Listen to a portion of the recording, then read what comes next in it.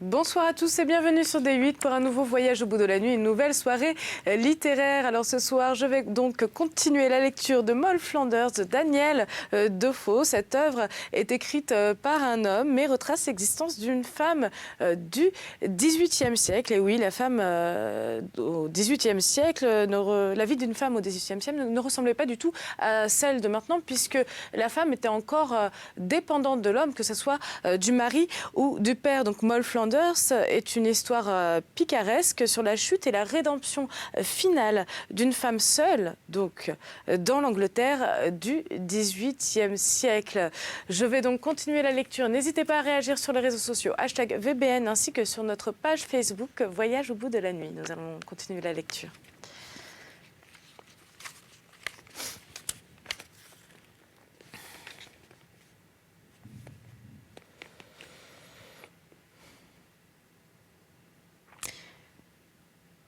Après qu'il eut ainsi amorcé son hameçon et assez aisément trouvé le moyen de placer l'appât sur ma route, il joua à jeu découvert et un jour, passant par la chambre de sa sœur, pendant que j'y étais, il entra avec un air de gaieté. « Madame Betty, me dit-il. Comment allez-vous, Madame Betty? Est-ce que les joues ne vous brûlent pas, Madame Betty? » Je fis une révérence et me mis à rougir, mais ne répondis pas. « Pourquoi lui dis-tu cela, mon frère ?» dit la demoiselle. « Mais, reprit-il, parce que nous venons de parler d'elle, en bas, cette demi-heure. »« Eh bien, dit sa sœur, vous n'avez pas pu dire de mal d'elle, j'en suis sûre. Ainsi, peu importe ce dont vous avez pu parler. »« Non, non, dit-il, nous avons été si loin de dire du mal d'elle que nous en avons dit infiniment du bien, et beaucoup, beaucoup de belles choses ont été répétées sur Madame Betty. Je t'assure, et en particulier que c'est la plus jolie jeune fille de Colchester. Et bref, ils commencent en ville à boire à sa santé. »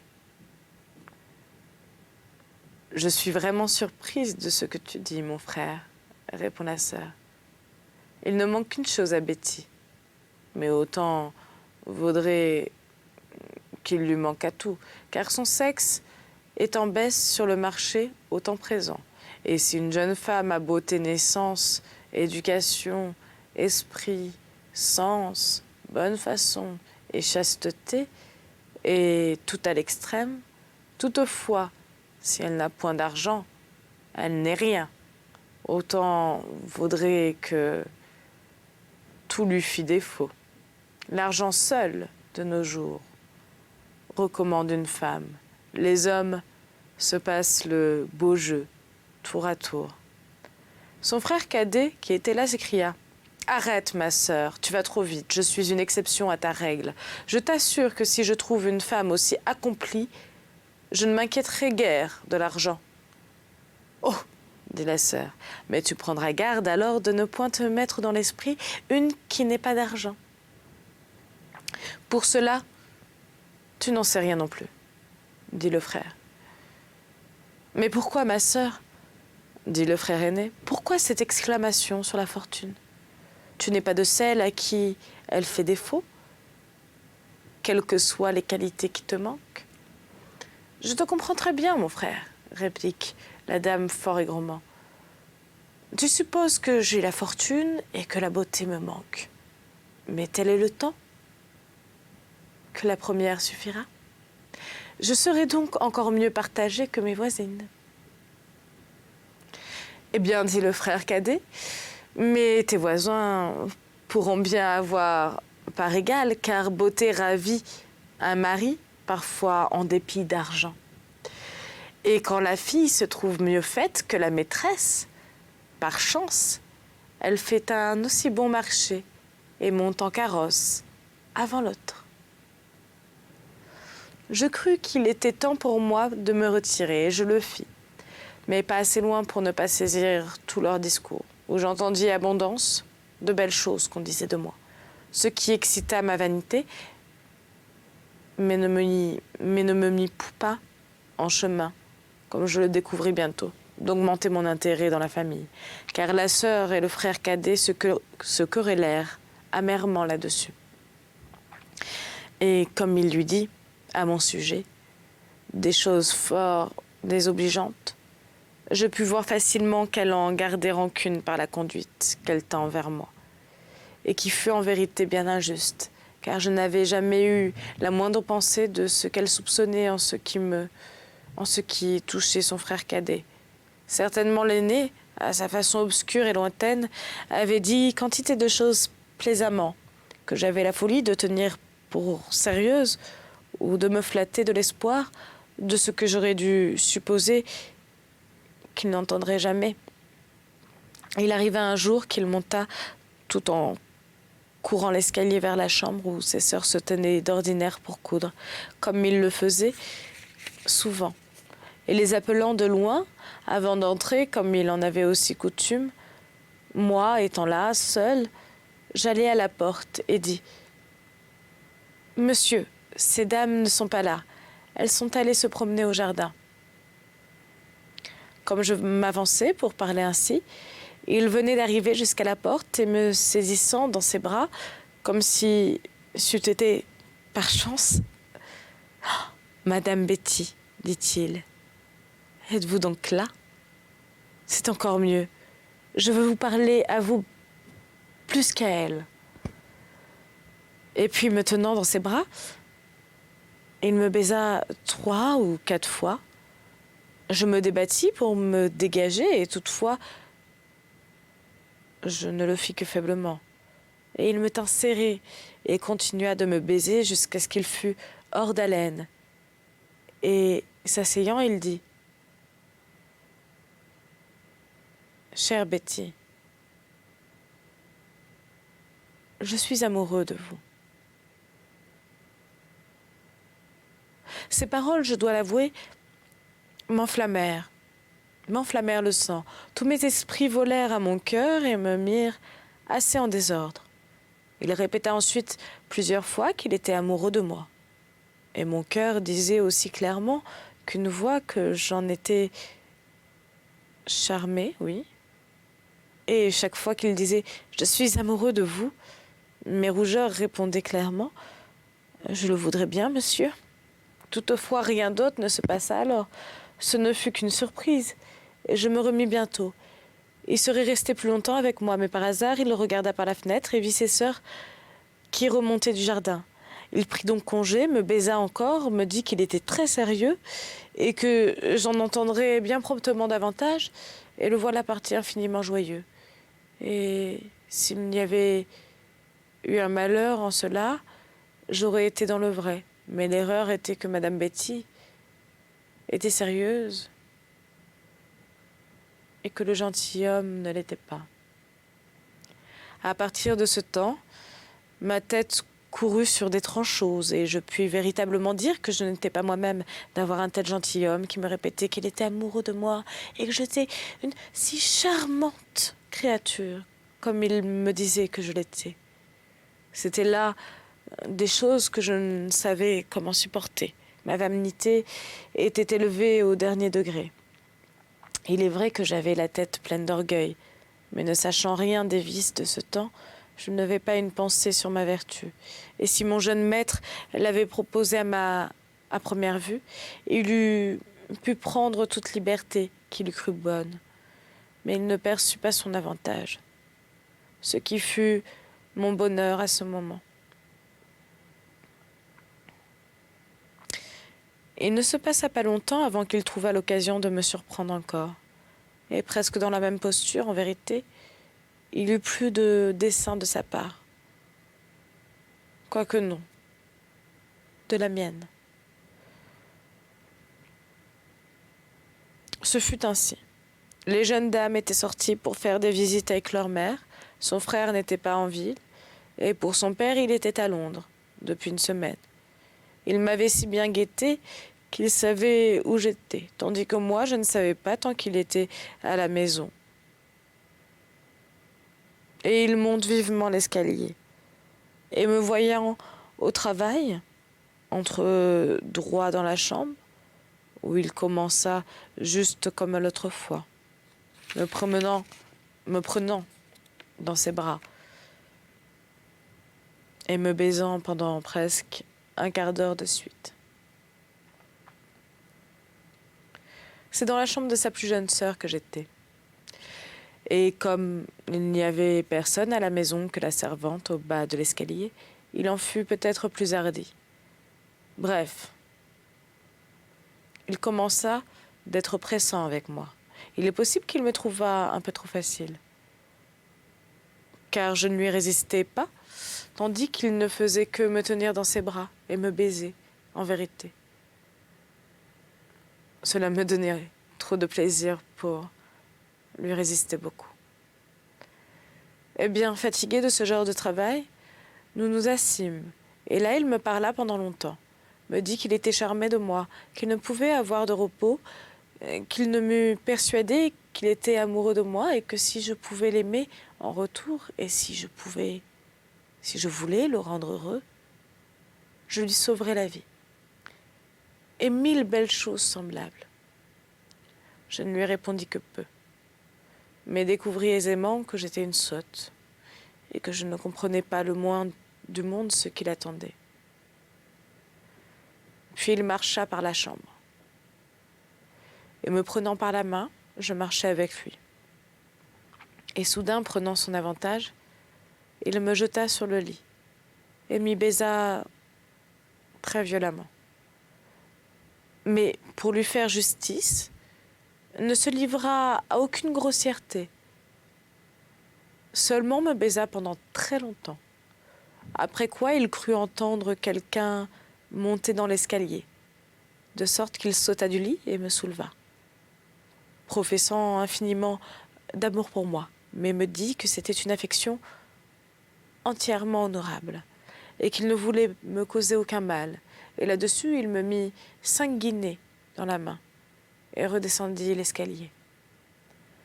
Je fus plus confondue de l'argent que je ne l'avais été auparavant de l'amour, et commençai de me sentir si élevée que je savais à peine si je touchais la terre.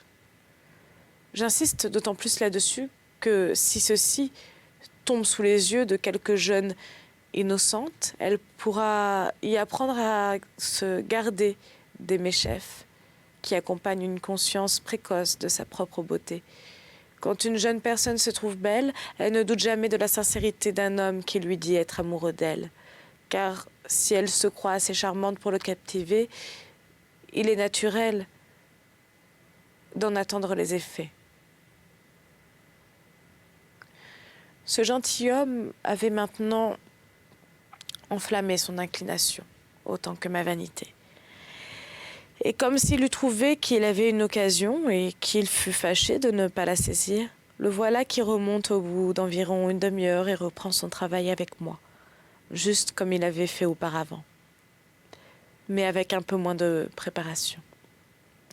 Et d'abord, quand il fut entré dans la chambre, il se retourna et ferma la porte.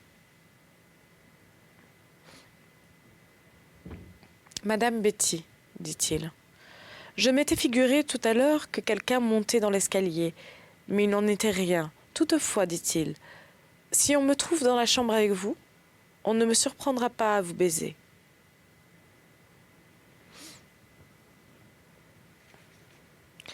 Je lui dis que je ne savais pas qu'il aurait pu monter l'escalier, car je croyais qu'il n'y avait personne à la maison que la cuisinière et l'autre servante, et elle ne prenait jamais cet escalier-là. « Eh bien, ma mignonne, il vaut mieux s'assurer en tout cas. » Et puis il s'assit, et nous commençâmes à causer. Et maintenant, quoique je fusse encore tout en feu de sa première visite, ne pouvant parler que peu, il semblait qu'il me mit les paroles dans la bouche, me disant combien passionnément il m'aimait et comment il ne pouvait rien avant d'avoir disposition de sa fortune. Mais que dans ces temps-là, il était bien résolu à me rendre heureuse. Et lui-même, c'est-à-dire de m'épouser, et abondance de telles choses dont moi, pauvre sotte, je ne comprenais pas le dessein, mais agissait comme s'il n'y eût d'autre amour que celui qui tendait à mariage.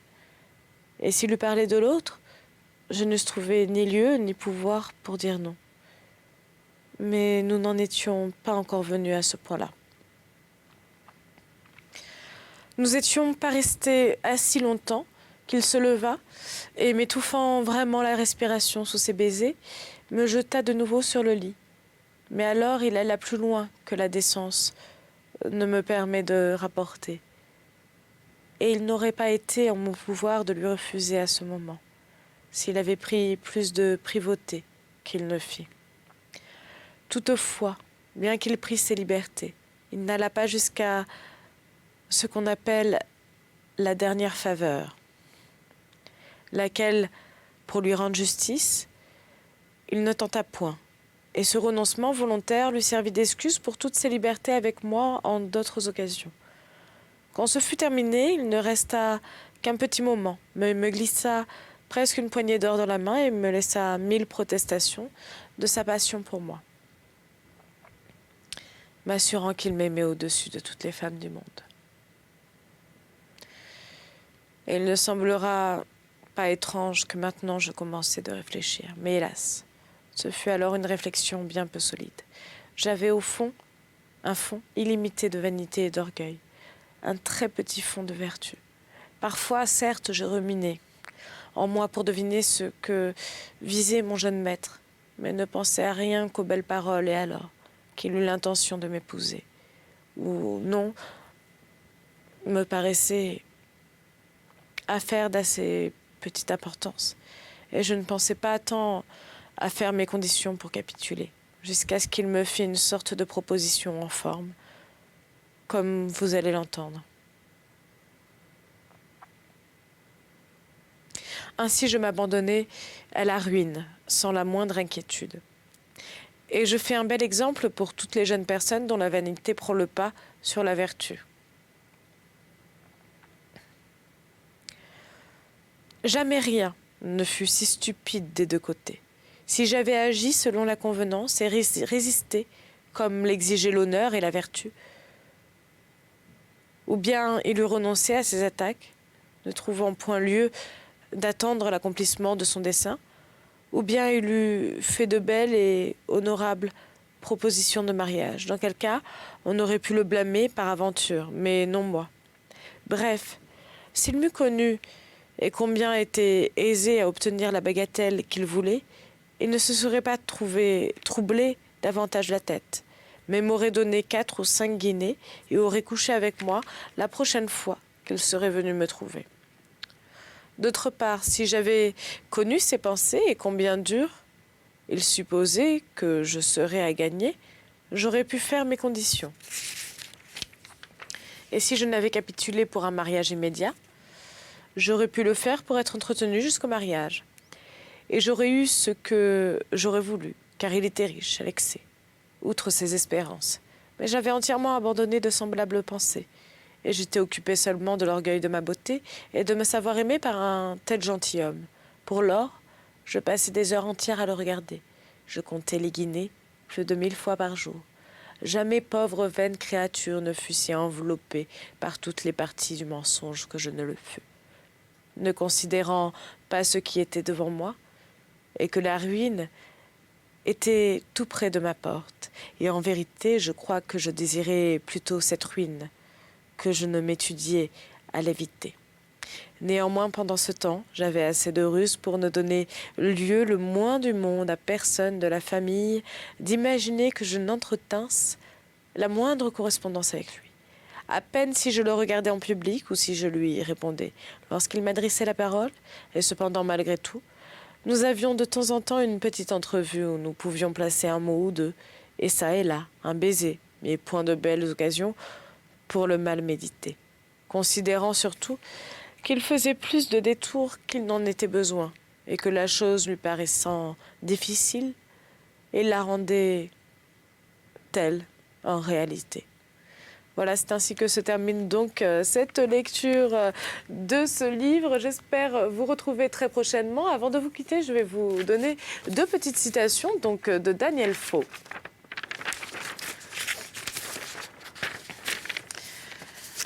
Ainsi, nous ne voyons jamais le véritable état de notre position avant qu'il n'ait été rendu évident par des fortunes contraires.